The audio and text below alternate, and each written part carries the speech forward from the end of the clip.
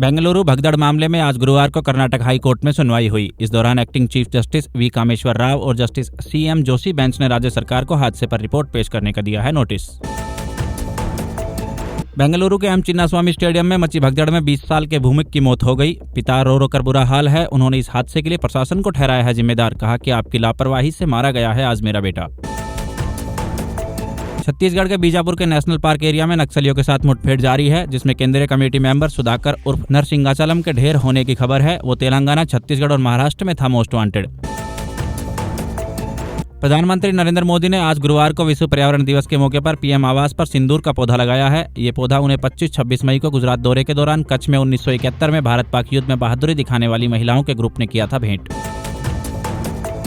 देश में कोरोना के मरीजों की लगातार संख्या बढ़ रही है। आज गुरुवार को दिल्ली में कोविड से जुड़ी 2 और मौतें दर्ज की गई। इनमें से 5 महीने का एक बच्चा भी शामिल है। दिल्ली में केरल के बाद कोरोना के सबसे ज्यादा एक्टिव केस हैं 562।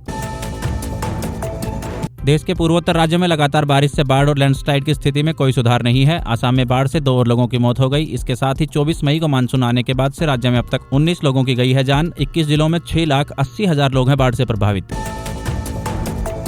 TMC की चर्चित सांसद महुआ मोइत्रा ने BJD नेता पिनाकी मिश्रा से दूसरी शादी कर ली है। सोशल मीडिया पर दोनों की एक तस्वीर सामने आई है। दावा किया जा रहा है कि दोनों ने 3 मई को जर्मनी में की थी शादी। हालांकि सेरेमनी को पूरी तरीके से रखा गया था प्राइवेट।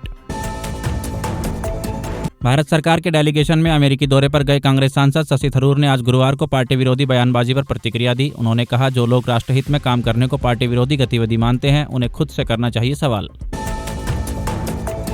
MNS नेता राज ठाकरे ने महाराष्ट्र सरकार से अपील करते हुए कहा कि वो लिखित आदेश जारी करे कि पहली कक्षा के बच्चों को सिर्फ मराठी और इंग्लिश पढ़ाई जाएगी, हिंदी को नहीं किया जाएगा अनिवार्य। अयोध्या के राम मंदिर में राम दरबार की प्राण प्रतिष्ठा हो गई है। CM योगी ने राम दरबार का पूजन किया। प्राण प्रतिष्ठा कार्यक्रम अभिजीत मुहूर्त में सुबह 11:25 से 11:40 तक चला। रामलला के गर्भगृह के ऊपर यानी फर्स्ट फ्लोर पर बनाया गया है राम दरबार।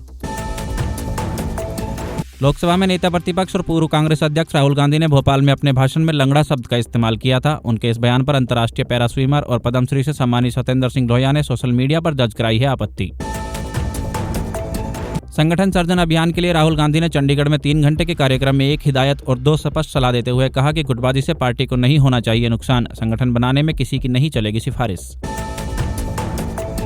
हरियाणा स्टाफ सिलेक्शन कमीशन ने ग्रुप C की भर्ती के लिए CET के 1 टाइम रजिस्ट्रेशन शुरू कर दिए हैं। प्रदेश के लाखों बेरोजगार 3 साल से कर रहे थे इसका इंतजार। इसी का फायदा उठाते हुए साइबर ठग भी हो गए हैं एक्टिव। उन्होंने CET आवेदन के लिए फर्जी पोर्टल तक बना डाला है। यही नहीं, इस फर्जी पोर्टल पर दावा किया जा रहा है कि अब तक 14 लाख से ज्यादा लोग कर चुके हैं विजिट।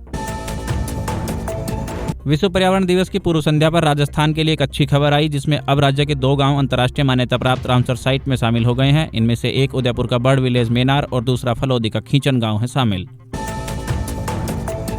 ऑपरेशन ब्लू स्टार की बरसी के मद्देनजर खालसा दल की तरफ से 6 जून शुक्रवार को अमृतसर बंद का आह्वान किया गया है, जिसके चलते सुरक्षा एजेंसियां भी सतर्क हो गई है और शिक्षण संस्थानों भी इसे लेकर सावधानी के तौर पर कदम उठाने कर दिए हैं शुरू।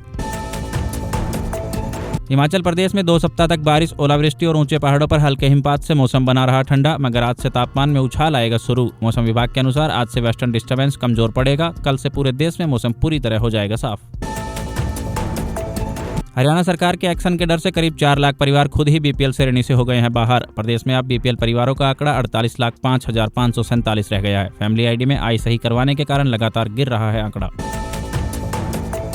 भारत के खिलाफ टेस्ट सीरीज के पहले मैच के लिए इंग्लैंड टीम का ऐलान हो गया है। इंग्लैंड क्रिकेट बोर्ड ने आज गुरुवार को घोषित किया है 14 मेंबर्स का स्क्वाड। शेयर बाजार में आज यानी 5 जून को तेजी रहते हुए सेंसेक्स 444 अंक की बढ़त के साथ 81,442 के स्तर पर हुआ बंद। वहीं निफ्टी में भी 130 अंक की तेजी के साथ ये 24,750 के स्तर पर हुआ है बंद। राफेल फाइटर जेट की मेन बॉडी अब बनेगी हैदराबाद में, जिसे कहा जाता है फ्यूल लॉज। भारत की टाटा एडवांस सिस्टम लिमिटेड ने इसके लिए फ्रांस की कंपनी डसोल्ट एविएशन के साथ 4 प्रोडक्शन ट्रांसफर एग्रीमेंट किए हैं साइन।